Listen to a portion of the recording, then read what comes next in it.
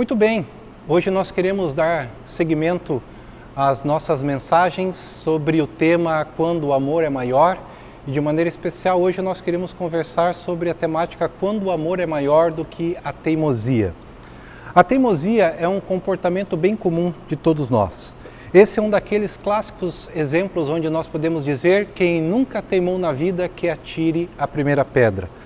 Apesar de esse ser um comportamento bem comum entre nós ainda assim temos dificuldade em admitir a nossa teimosia. Na maioria das vezes, nós relacionamos esse comportamento às crianças, aos adolescentes ou a algum grupo específico de pessoas. Por exemplo, nós que vivemos aqui no contexto da região sul, onde temos muitas famílias de origem alemã, nós costumamos dizer que o alemão é teimoso. Nós até fazemos piada dizendo que alemão não é teimoso. Teimoso é quem teima com o alemão. E isso pode até ser verdade, mas seria um erro dizer que apenas algumas pessoas são assim ou que apenas algumas pessoas têm esse tipo de comportamento. Quando nós procuramos destacar mais a teimosia das crianças ou de algumas pessoas em especial, o que nós estamos querendo fazer, na verdade, é tentar nos esquivar da nossa responsabilidade ou desviar o foco da nossa própria teimosia. Nós terceirizamos o problema e jogamos também toda a culpa sobre as outras pessoas.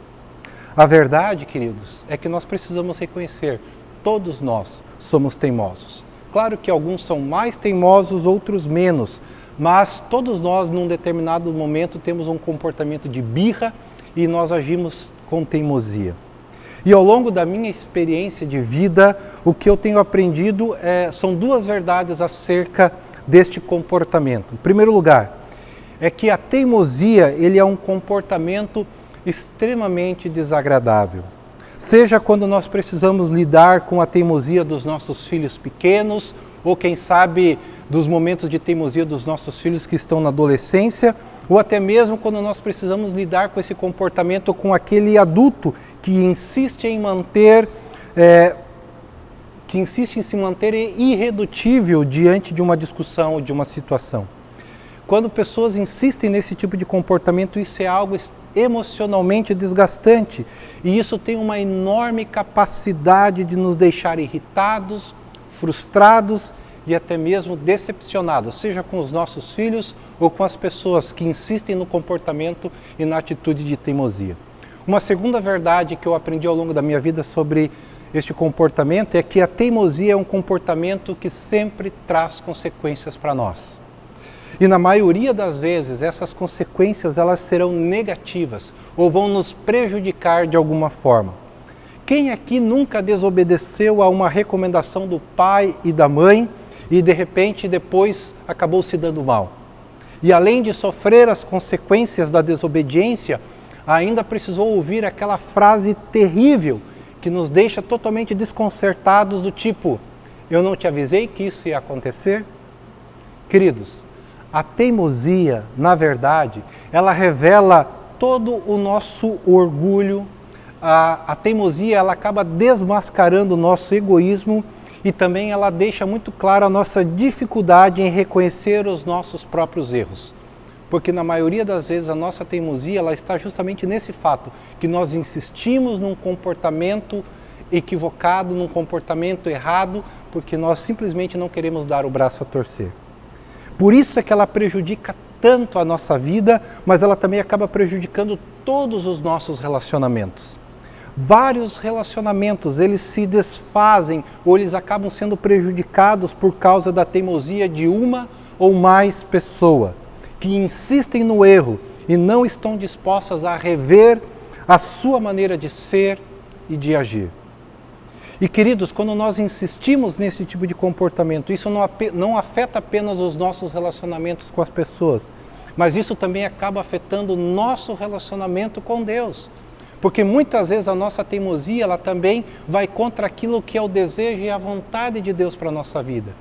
A insistência em continuar numa postura equivocada, em atitudes que são erradas, elas acabam nos levando para longe daquilo que é o desejo e o propósito de Deus para a nossa vida e com isso a nossa teimosia também afeta o nosso relacionamento com Deus.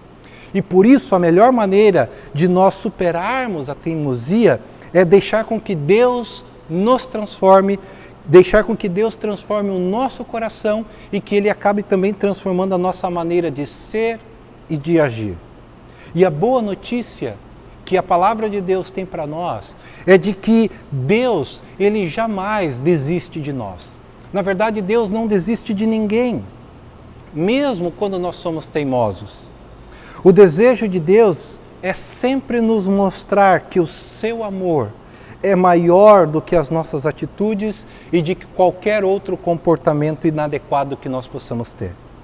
Deus, Ele sempre quer transformar a nossa vida e os nossos comportamentos. Deus também deseja transformar a nossa teimosia em atitudes de humildade e mansidão. E quando Deus Ele transforma a nossa teimosia em atitudes de humildade e mansidão, então nós temos a oportunidade de experimentar um novo padrão de relacionamento com Deus, mas também com as pessoas que estão à nossa volta e também com o mundo.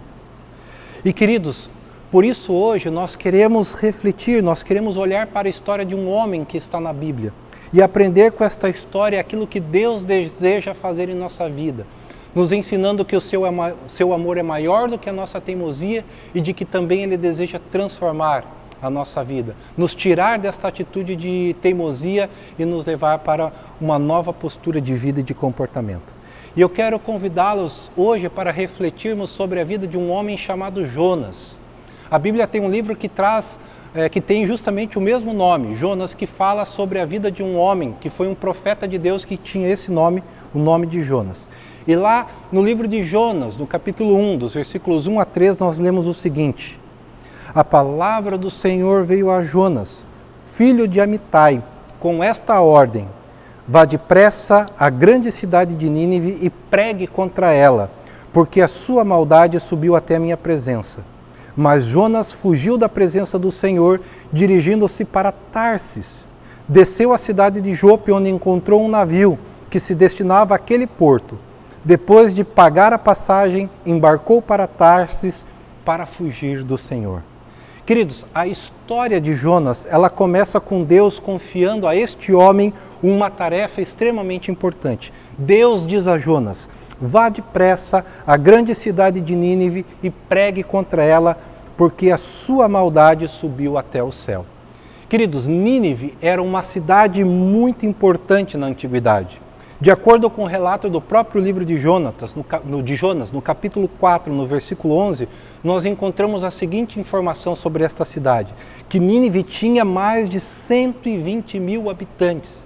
Isso, para uma cidade antiga, queridos, é uma população enorme, extremamente grande para os padrões da época. E essa grande e importante cidade se deixou tomar pela maldade. Toda a cidade, todos os seus habitantes estavam praticando todo tipo de maldade uns contra os outros, e também esta maldade acabou chegando até Deus. Eles estavam num nível tão alto de maldade que Deus chega a afirmar que este comportamento reprovável chegou até o céu. Ou seja, Deus está dizendo: o comportamento desta cidade, a atitude destas pessoas ultrapassou o limite do aceitável e do tolerável. E a tarefa de Deus então para Jonas é que ele vá até a cidade de Nínive e ele repreenda e condene a maldade praticada naquela cidade. Queridos, repreender e corrigir alguém nunca será uma tarefa fácil. Ninguém gosta de ser repreendido. Até mesmo eu tenho dificuldades quando eu preciso ser repreendido. Imagino que com vocês também seja assim. Agora, imagine uma pessoa ter que fazer isso com uma cidade inteira. Uma cidade que já se tornou famosa pela sua maldade. Nínive ainda tem um agravante, porque Nínive também não era uma cidade que pertencia ao povo ou à nação de Israel. Jonas pertencia ao povo de Israel, Nínive não. Nínive pertencia a uma nação estrangeira. E agora Jonas tem que ir lá nesta cidade, que não fazia parte do seu povo nem da sua nação, e repreender e condenar a maneira como aquela cidade e as pessoas da cidade têm se comportado. Ou seja, a missão de Jonas não é nada fácil, e ter que corrigir e repreender essa cidade poderia ser um bom motivo para começar uma guerra. E não é por acaso que diante desse desafio enorme, Jonas simplesmente ele acaba fugindo. Deus pede para que ele vá até Nínive repreender e condenar a cidade, mas diante de toda a dificuldade desta tarefa, Jonas prefere fugir. E numa postura de desobediência à tarefa que recebeu da parte de Deus, Jonas decide ir para uma cidade totalmente diferente, que é o que nós vemos no versículo 3 que acabamos de ler. Queridos, só que a teimosia de Jonas em obedecer aquilo que Deus tinha pedido a ele, pode até tê-lo livrado de um problema, mas acabou colocando Jonas numa situação muito pior, numa enrascada muito maior. A teimosia de Jonas o leva a experimentar a repreensão de Deus. O navio no qual Jonas embarcou para fugir da tarefa que Deus tinha dado a ele, acaba sendo agora surpreendido por uma forte tempestade. E a situação se torna caótica a ponto de quase aquele navio estar afundando. E Jonas percebe que aquilo que está acontecendo com aquela tempestade, com o risco de o navio naufragar, é uma consequência direta da sua teimosia. E como uma forma que Deus também procura mostrar para Jonas que ele não está contente nem satisfeito com a atitude teimosa de Jonas. E por isso Jonas aconselha os ocupantes daquele navio a jogá-lo no mar, porque ele sabe, a culpa de tudo isso é minha. A culpa desta desgraça que está acontecendo é consequência da minha teimosia. E Jonas diz, joguem-me ao mar e a tempestade vai passar. E é isso que as pessoas fazem. Jonas é jogado para fora do navio. Só que, queridos, quando tudo parece indicar que agora Jonas chegou ao fim da linha e de que não há mais esperança de salvação para Jonas, então aquilo que poderia ser o fim da linha para Jonas se transforma numa oportunidade para que ele experimente a grandiosidade do amor e da misericórdia de Deus. Por quê? Mesmo diante da teimosia de Jonas, Deus não apenas preserva a vida de Jonas, como também Deus dá a oportunidade para que Jonas abandone o seu comportamento de teimosia e que possa agora se voltar para Deus e também dedicar a sua vida em fazer aquilo que é a vontade de Deus. Deus, ele traz livramento para a vida de Jonas. Deus dá uma demonstração clara de que o seu amor é maior do que a teimosia de Jonas e Deus dá a Jonas a oportunidade de experimentar um momento novo. E sabe, queridos, o que acontece? Jonas não tem apenas a sua vida poupada, mas agora ele cumpre aquilo que Deus espera dele. Jonas percebe o tamanho do amor e também do cuidado de Deus sobre a sua vida quando ele preservou a vida de Jonas, e aí agora Jonas decide então abandonar a teimosia e obedecer a Deus. E olha só qual é o resultado da obediência de Jonas a Deus. Nós lemos lá no capítulo 3, dos versículos 1 a 5 de Jonas. Quando Jonas prega, então, a palavra do Senhor veio a Jonas pela segunda vez com esta ordem: vá à grande cidade de Nínive e pregue contra ela a mensagem que eu vou dar a você. E Jonas obedeceu a palavra do Senhor e foi para Nínive. Era uma cidade muito grande, demorava-se 3 dias para percorrê-la. Jonas entrou na cidade e a percorreu durante 1 dia, proclamando: daqui a 40 dias Nínive será destruída. Os ninivitas creram em Deus, proclamaram um jejum e todos eles, do maior ao menor, vestiram-se de panos de saco. Queridos, o que acontece quando Nínive escuta a mensagem de Jonas é que toda aquela cidade, desde o maior até o menor, eles se arrependem da sua maldade que praticavam. E numa postura de humildade e arrependimento, aquelas pessoas elas se voltam para Deus e mudam o seu comportamento. Abandonam a sua rebelião, a sua teimosia, a sua maldade e se voltam em arrependimento a Deus. Queridos, esse é o sonho de todo pastor, de todo pregador, que a sua mensagem, quando anunciada, desperte no coração das pessoas esta entrega total a Deus, que pessoas possam estar abandonando os seus maus procedimentos e se voltando agora para viver uma vida dedicada a Deus e à vontade de Deus.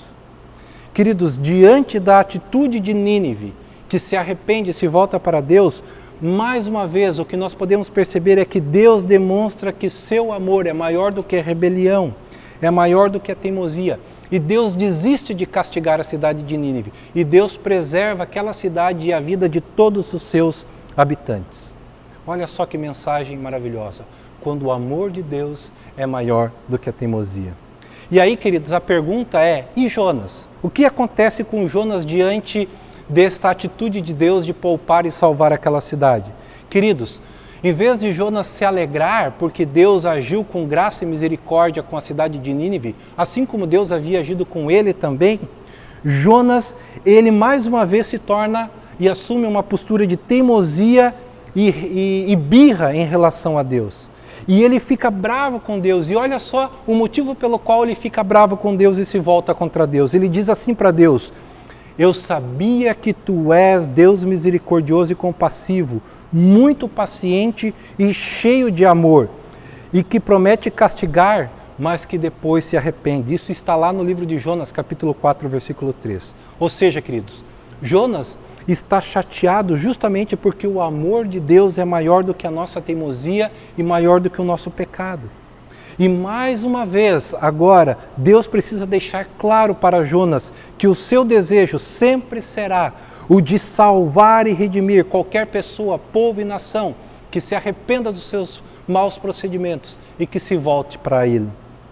Deus, Ele não se alegra com a dor, com o sofrimento e com a morte de ninguém. Deus sempre age no sentido de que haja transformação no coração das pessoas, haja arrependimento e disposição para a mudança de vida. Olha só o que Deus diz lá em Ezequiel capítulo 33, versículos 11. Juro pela minha vida, a palavra do soberano, que não tenho prazer na morte dos ímpios, antes tenho prazer que eles se desviem dos seus caminhos e vivam. Voltem-se dos seus maus caminhos. Queridos, esta é a mensagem que fala de um Deus que é maior do que a nossa rebelião, que é maior do que a nossa rejeição e que é maior do que a nossa teimosia. E queridos, diante disso, qual é o desafio que esta mensagem nos traz?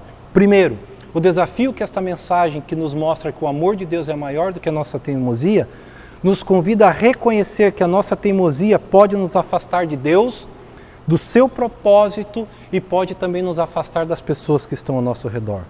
Por isso, queridos, a segunda questão que nós podemos aprender e o segundo desafio é entender que o amor de Deus é maior do que a nossa teimosia e que Ele sempre está disposto a nos dar uma nova chance, desde que nós estejamos dispostos a nos arrepender, a abandonar a teimosia e assumir uma postura de humildade e mansidão.